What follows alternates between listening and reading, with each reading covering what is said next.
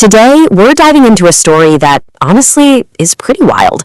It all happened practically overnight and created this insane deadline with a massive six-figure price tag. So let's get right into it. Seriously, just think about this for a minute. What if you went on a trip, say to visit family back home, and while you were gone, the rules completely changed? So much so that just getting back on a plane to return to your life could risk your entire career and maybe even cost you $100,000.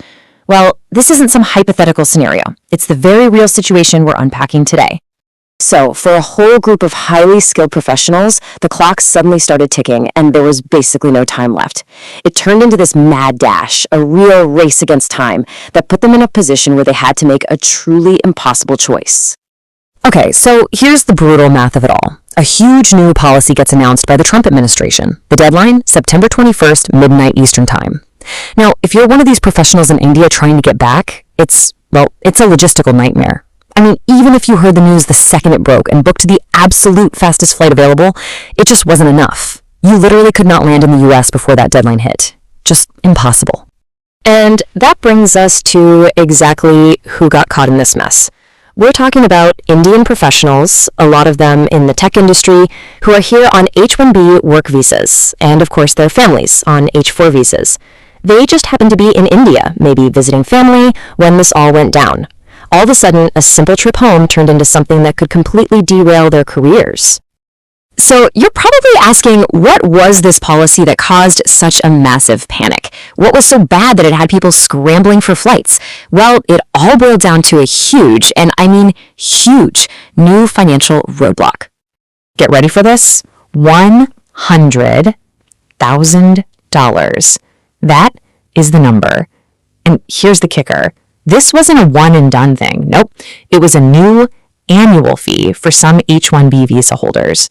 A number that high, it's not a fee. It's a wall. It basically prices people out of their jobs, out of their lives here in the US, literally overnight. So what made this so tricky is that it all came down to one simple thing: where you were standing, your physical location. See, the new rule wasn't for every single H-1B holder. If you were already in the US, you were okay, for now anyway.